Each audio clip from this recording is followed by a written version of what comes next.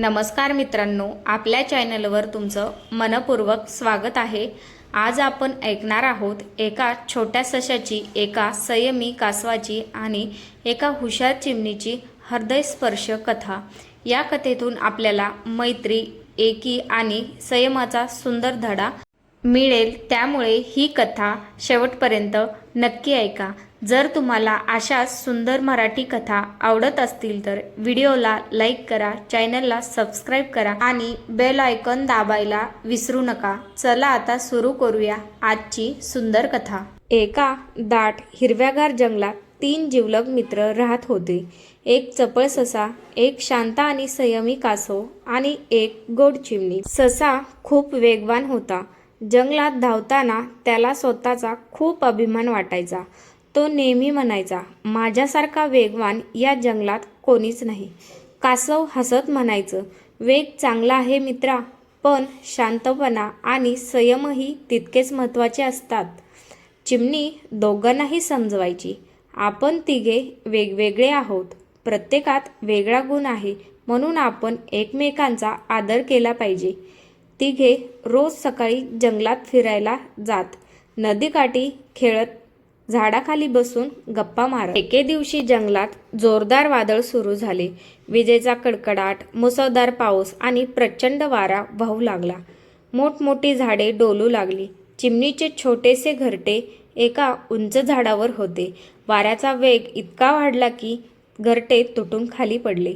चिमणी घाबरून रडू लागली, अरे देवा, आता मी कुठे राहू? तेवढ्यात ससा धावत आला, घाबरू नकोस चिमणी, आम्ही आहोत ना। थोड्याच वेळात कासवही हळूहळू चालत तेथे पोहोचले। ससा म्हणाला, मी पटकन काड्या आणि गवत आणतो।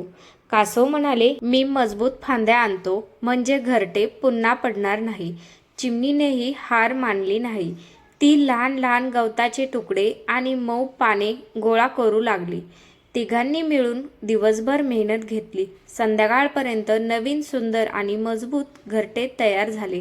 चिमणीच्या डोळ्यात आनंद अश्रू आले। ती म्हणाली, आज मला समजलं की खरे मित्र संकटात ओळखून येतात।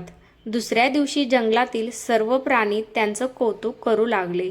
पण काही दिवसांनी जंगलात आणखी एक मोठं संकट आलं। एका शिकाऱ्याने जंगलात जाळं लावलं। ससा गवत खात खात पुढे गेला आणि अचानक त्या जाळ्यात अडकला। तो मोठ्याने ओरडू लागला, वाचवा, वाचवा। चिमणीने आकाशातून ते पाहिले। ती लगेच कासवाकडे उडत गेली, मित्रा, ससा जाळ्यात अडकला आहे। कासव म्हणाले, चल लगेच त्याच्याकडे जाऊया। दोघेही शक्य तितक्या वेगाने सशाजवळ पोहोचले। ससा घाबरला होता।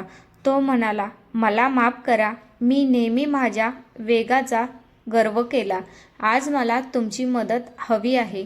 कासव हसून म्हणाले, खऱ्या मैत्रीत माफी मागावी लागत नाही। चिमणी आकाशात उंच उडत होती। तिने दूरवर पाहिले, शिकारी आपल्या जाळ्याकडे परत येत होता। ती घाबरून खाली आली आणि म्हणाली, मित्रांनो, शिकारी इथेच येतोय, आपल्याकडे खूप कमी वेळ आहे। कासव शांतपणे म्हणाले, घाबरायचं नाही, संकटात शांत राहिलं तर मार्ग नक्की सापडतो। कासवाने आपल्या मजबूत दातांनी जाळ्याची दोरी हळूहळू कुरतडायला सुरुवात केली। ससा जाळ्यात अडकलेला असल्यामुळे त्याला काहीच करता येत नव्हते।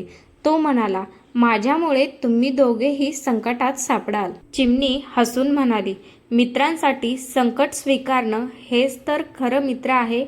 कासव दोरी कुरतडत राहिले।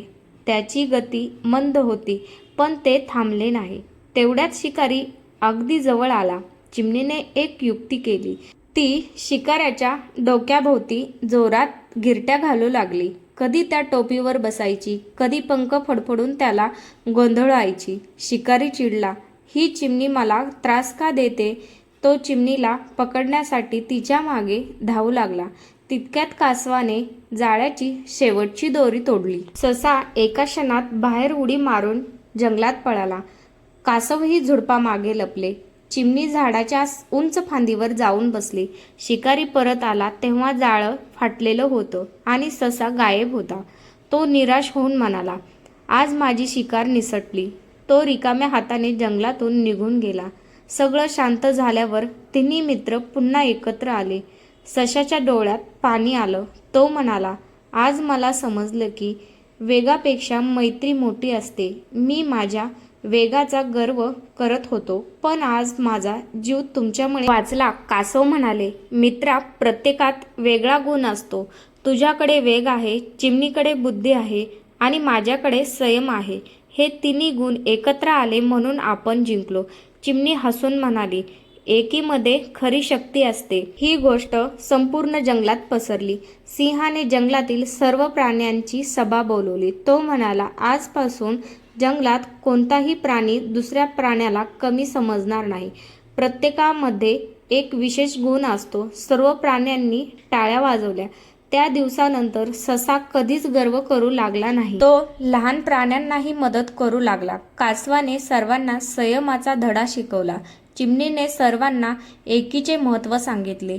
तिघांची मैत्री दिवसेदिवस अधिक घट्ट होत गेली. जंगलातील लहान प्राणी म्हणू लागले, मैत्री असावी तर ससा, कासव आणि चिमणीसारखी. मित्रांनो, या कथेचा बोध असा आहे की प्रत्येकामध्ये वेगळा गुण असतो. एकमेकांना कमी न समजता संकटात एकमेकांच्या मदतीला धावून जाणे हीच खरी मैत्री आहे. एकी, संयम आणि बुद्धी यांच्या जोरावर कोणतेही संकट करता येते. मित्रांनो, तुम्हाला ही सुंदर कथा आवडली असेल तर व्हिडिओला एक लाईक नक्की करा. तुमच्या मित्रमैत्रिणींना आणि लहान मुलांना ही कथा शेअर करा. अशाच सुंदर, प्रेरणादायी आणि नैतिक मराठी कथा ऐकण्यासाठी आपल्या चॅनलला सबस्क्राईब करा आणि बेल आयकॉन दाबायला विसरू नका. पुन्हा भेटूया एका नवीन सुंदर कथेसह. धन्यवाद.